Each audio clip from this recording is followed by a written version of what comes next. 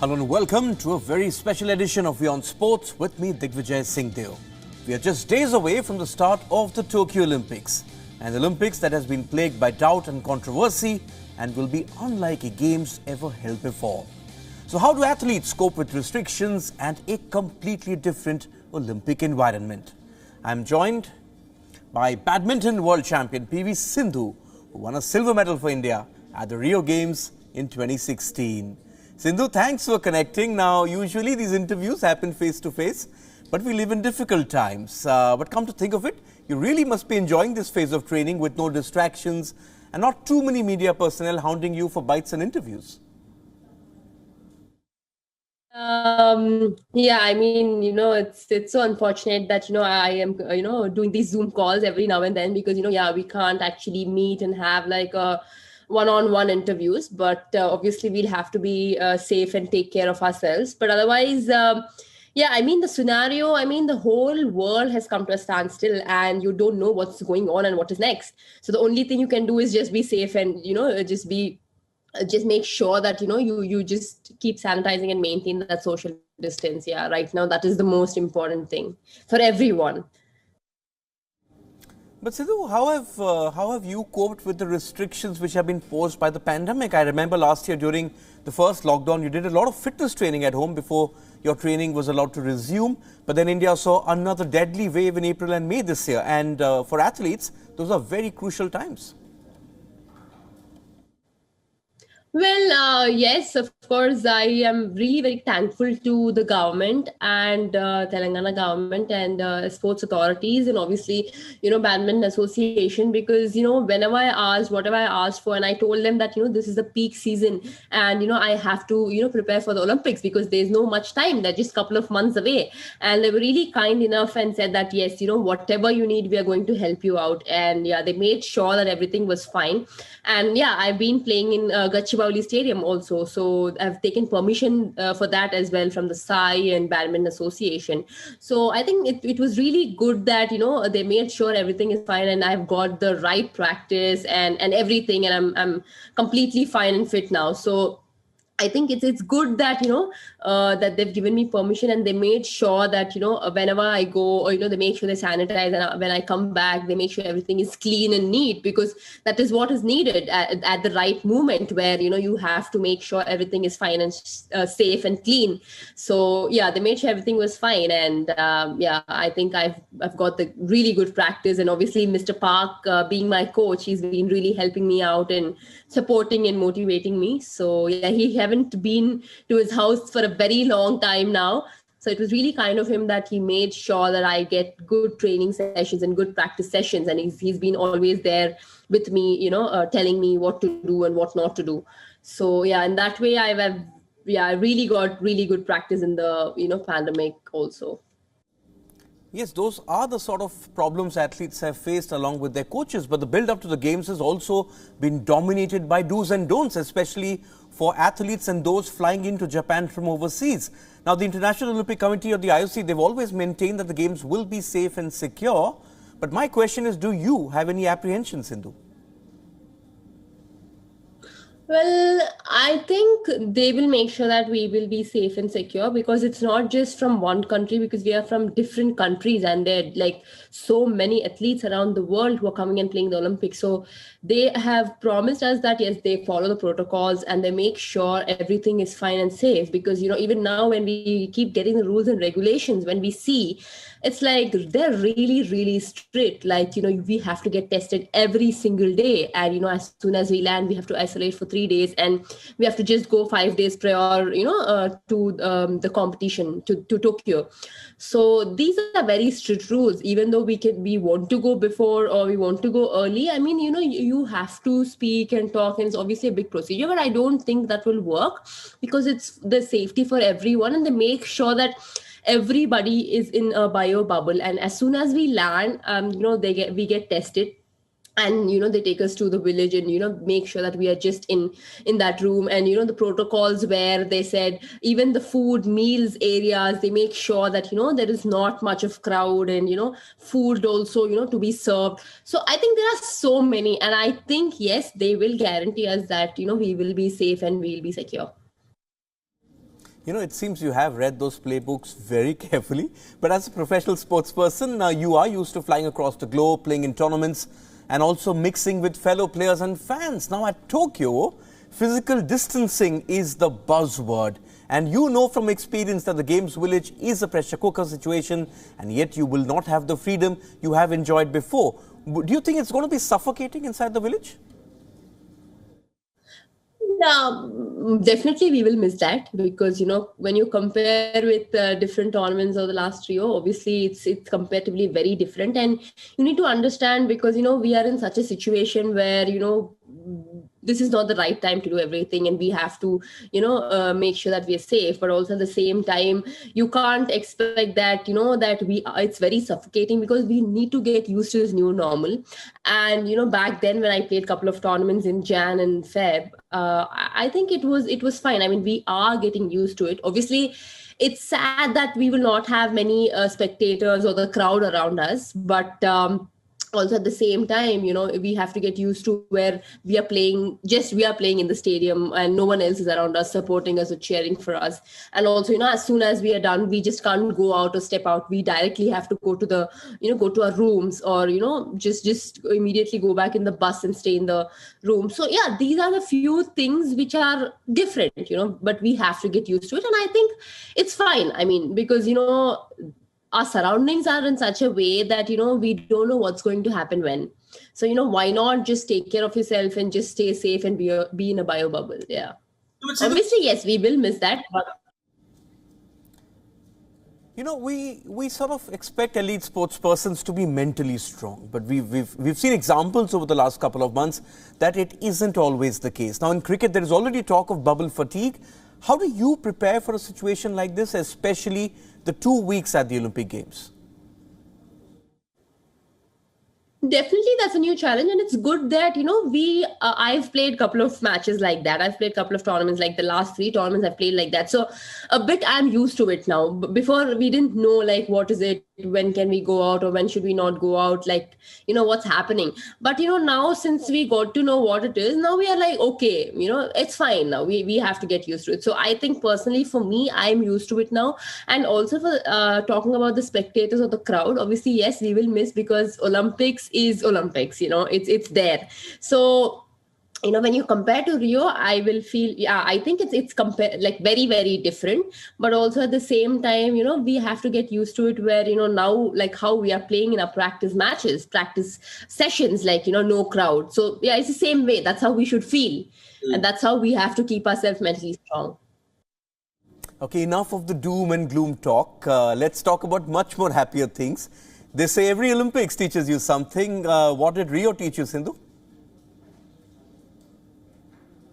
The first Olympics taught me, gave me basically a lot of confidence, motivation, and yes, my life has changed. Yeah, my life has changed after Rio. So I've learned a lot as a person, on court, off court. I think since then till now, I've experienced, I know what it is and what it feels like. And after you lose, how do you feel and how you need to come out from that and come back stronger. So these are the few things that I've learned from then till now. Yeah. Also, Sindhu, winning a medal at the Olympics is the pinnacle of every sports person's career. You, in fact, belong to a select club of athletes who won it on their very first attempt. Did it change you as a person, the adulation, the fame that came your way? So yeah, as you said, yes, I completely agree. Obviously, once after getting that medal, life's changing. You get a lot of things off court, advertising, going for shoots and having that fame. Obviously, we have to balance at the same time, but make sure that you have to remember from where you've come, because, you shouldn't forget from where you've come and what you've achieved in life. Even though you achieved and you've been there, I think you have to remember always that, no, there's still more way to go on. And yes, maybe this would be one of many, but yes, I will get many more. So that is the thing you have to have it in your mind, that yes, fine, I won it. It's over now. What is next? That's important for us to be like, we have to be focused on that. But what it also does is it brings with it the pressure of expectations. It's like every event you go to, you have a target on your back. And let us not forget that you are now the reigning world champion as well in women's singles. How do you deal with it?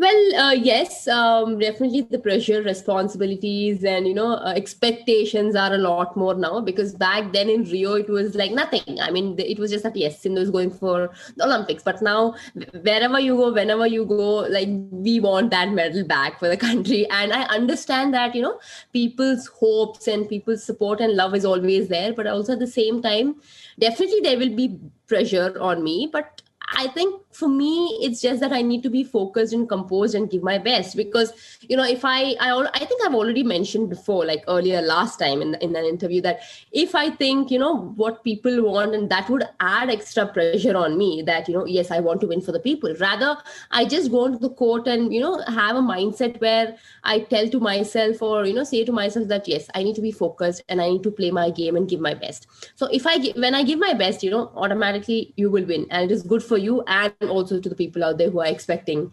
medals. So yeah. Just seeing all those medals you won over the years for India, what no one can deny is the difference between the preparations for the 2016 Olympics and now. I mean, in fact, you haven't played since the All England Open in March, and neither have most of the top players across the world. Earlier, we judged Olympic preparations on the basis of form and momentum, but clearly, Sindhu, they're not a factor this time. Yeah, it's going to be very different, because last time we had a couple of tournaments, and now a lot of tournaments got cancelled and we haven't played since, yes, All England, Swiss. Yeah, those were the last tournaments for us, and after that we haven't played. So it's going to be new, it's going to be different, and also we shouldn't expect the same type of game. I'm sure every athlete, every player might have changed or learned some new technique or skill. And of course the Chinese, we haven't seen them since like more than a year now, so we have to look at them, because you, even though you have a strategy, you have to still make sure that you have plan A and plan B, and you have to be prepared for everything and anything, because you go with the plan A, and if it doesn't work, then you shouldn't be in a situation where you're blank, because this is Olympics and everybody is going to be in their form. So you have to make sure that from the first point you have to be on your feet and be alert all the time and be prepared for everything. Okay, I'm going to be pretty direct, Sindhu. How have you compensated then for the lack of match practice and match time? Yeah, so obviously I get a voice from Suchitra and make sure that we have that match practice and have that environment where obviously my coach discuss with me about players, like the top 10 players, for example, like Ratchanok, Taizu, Okuhara. So every player is different, and obviously when I get voice from there, and when their strokes are good or when their skill is good, so he makes sure that yes, even Taizu is going to play like this, you have to be prepared like this, or you have to be prepared where Taizu is going to play this way. So we make sure that we get that scenario and the match practice in such a way that even though we miss out tournaments, we don't miss, and we shouldn't feel that that we miss something, and we have to be prepared for the Olympics. So that is how we actually speak, and we make sure that we get that scenario. And even though when it's practice or skill wise, or for example defense or anything, so he makes sure that we get that scenario, and he every time discuss about the players that we will be playing in Olympics. And because of that simulation, it's important, isn't it? Because women's singles in badminton has been extremely unpredictable for the last few years. You would think that the group stage at the Olympics would be a breeze, but then you had a tough one last time against Michelle Lee. Saina Nehwal was not able to get out of the group stage at Rio. This will be a very tough campaign from the word go. Yeah, I mean, back then when you look, I think I had like a really tough draw in Rio. And I think, yeah, as you said, Lee Michelle was a tough one. And if I would have lost, then I would have been out of the groups, and I would be out of Olympics. So, well, I think winning that match, I think it turned. And obviously pre-quarters, quarters, everything has been like completely different, one match at a time, and beating Taizu, Wang Yihan and Okuhara, obviously, they were in their top form. And I think, yes, I've done really well that week. But looking now, I think, yeah, even the group stages are really, really tough. As you said, we don't know what's going to happen. It's not just 1 to 10 players, but, almost everybody who's coming to Tokyo and who's going to play the games, I think from the group stages, it's going to be hard. And you can't expect easy matches at all. No, you just can't expect it. Yeah. You did mention Tai Tzu Ying, but when you look at the draw, obviously Tai Tzu Ying goes in as favourite. Now, you beat her in the second round at Rio last time, but then since then she seems to have gone places. How has the game changed since Rio, Sindhu? Well, yes, she's really improved on her skill, and she is a skillful player, I must say. Yes, she's one of the best skillful players. So I think playing against her, I've won a couple of times and she's won a couple of times. So it's definitely, everybody's favorite would be because, she's done really well for her country and she's won a lot of medals. But at the same time, I think even for them, the pressure is going to be there and everybody want to give their best at the Olympics. So when you look back, I think each and every player has improved in their own style, and especially Tai Tzu, yes, she's really skillful, and you can't expect any easy matches against her. Yeah. Now, a big miss, Sindhu, obviously will be the 2016 champion Carolina Marin. Unfortunate with her picking up another ACL injury. You two have had a very healthy rivalry, and while on one hand it is one rival out of the way, as players you know what she is going through, having regained her level post that first operation on her knee. Well, obviously, it's really hard, and it's sad that she injured right before the Tokyo Olympics, and obviously everybody's dream would be that you go for Olympics and get that medal and be number one. But unfortunately, that can't happen. She can't participate, obviously. But yeah, you can't expect that you would be fine and fit all the time. You have to make sure that you're always training and make sure your ligaments and your muscles are fine and recovery is really good. But yeah, maybe she would have done something wrong or a wrong step or something might have happened. But well, it's sad because as an athlete, when you look back, when injuries come, well, it's a really tough task. I think that time the mental state is going to be like really low. You have to make sure that you're strong enough and you will come back and you will bounce back. Because when I had back then in 2015, it was really hard for me because as an athlete, you would be thinking back of your mind that you worked really hard, but like what happened to me? Like, why am I like this? Why injuries for me? But, injuries just don't come, don't tell and come. It just happens. So that is when you have to be, mentally strong and you have to face that and you have to come out from that. Yes. Yes, we all hope to see Carolina back on court as soon as possible. Now, I don't want to get into anything controversial, but I have to ask you this. You've been part of one coaching setup for most of your career, but for the last few years, you've been following a rather different training regime. Is it an influx of new ideas in new coaching philosophy, and how does that sort of help your game? Well, it's very different. Obviously, since under 10, when I started playing, I had different coaches and, I've been learning. And it's always nice to learn new technique and skill from every coach. And it's good that, you grab as much as possible. And, every coach and, every mentor has a different type of thinking and, different mentality where, okay, one coach might say, oh, you are good at this, learn this, or he might teach you something, but the other might teach you a different skill. So it's always good to grab and keep with yourself. And yes, initially I played with different coaches, and recently I'm playing in Gachibowli with Mr. Park, and earlier I played with Kim, and before that I played with Mulyo. So it was always good because I learned and I've improved myself in one or the other way. So it's always good and I'm really happy about it, yeah. Okay, don't get me wrong, Sindhu, but last year you sort of caused a flutter by flying out to the UK. I actually was very delighted that here we have a champion who wants to do things differently and wants to challenge the status quo. Was it liberating in a sense? On your own, you have your freedom to just be what you want to be and not be bothered by selfie seekers and whatnot? Well, actually, I went for obviously one of the reasons was I went for the GSSI Gatorade Sports Science Center. And secondly, yes, we've been associated for a very long time, and I haven't had enough time to actually go and spend on my body analysis or, you basically, an athlete should understand the body really well, because it's not just for the short term. Obviously, it's a long term where, you need to understand what's happening in your body and you make sure accordingly you change things.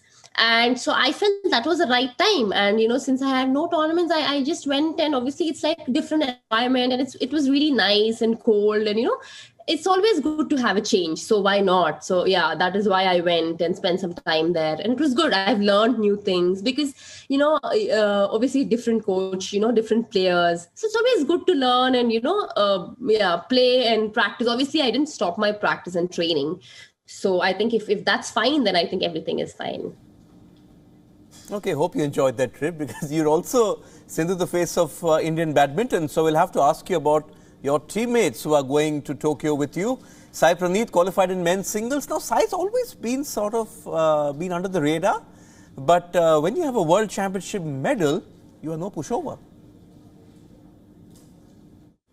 Yes, of course, because it's not easy. Since I had won now, I'm sure a lot of players might have had an eye on him that okay, look, he's doing well, and you have to be prepared for his strokes and his game. So obviously it's not going to be easy. And for Sai, yes, he's done well at the World Championships, but he have to make sure that he's in his form now, and I'm sure he's working hard, but also at the same time he shouldn't expect it to be an easy one, because it's his first Olympics. Obviously it might be different and it might be new for them, but well, I'm sure like everybody is going to have that pressure on them that they have to do well for themselves. So yeah, I just hope that they do well and give their best. Your good friends, Jwala Gutta and Ashwini Ponnappa, they flew the flag in doubles for a while, and now we also have the men's doubles pairing of Satvik Sairaj, Ranki Reddy and Chirag Shetty. Now, really had a great couple of years, and for the first time, India actually has a men's doubles team that people are whispering about in the lead up to an Olympics. Yes, definitely. I agree to that. They're also in the top 10. So I'm really looking forward, and they're doing really well. So they've done really well in the couple of tournaments, I would say. And yes, I think a lot of people and, back, they're thinking that, yes, these guys are good and they will do well. And, we hope that they'll do well. But yes, I agree that they are doing really well. And I hope they do well at the Olympics, and also it is their first Olympics, so it's going to be really nice and exciting for them. So I'm sure they will do well. Yes, first Olympics for them. You should actually pull rank over Sai Praneeth and the doubles boys, saying this is my second. But really looking forward to seeing them in action. Also, really looking forward in a sense to the Olympics. They won't be the way we know them, but then an Olympic medal, Sindhu, is always an Olympic medal. Is an Olympic medal. Yes, I agree to that. An Olympic medal is an Olympic medal, because, whatever happens out, it's fine. We need to understand the circumstances and the things going around us. But I think when it comes to game, it's just the game. When it is a medal, it is a medal, and it is good and it's proud. And we will make our country proud. So yeah, we have to just remember that and forget the rest, what is happening around us. It's just that when you play the match, you just focus and just give your best. That's it. Yeah. Yes, they call it the Olympic mindset. Okay, Sindhu, thanks for your time. Wishing you the best for the games. Stay safe, and hopefully you and your team give India some great moments yet again. Thank you. Thank you.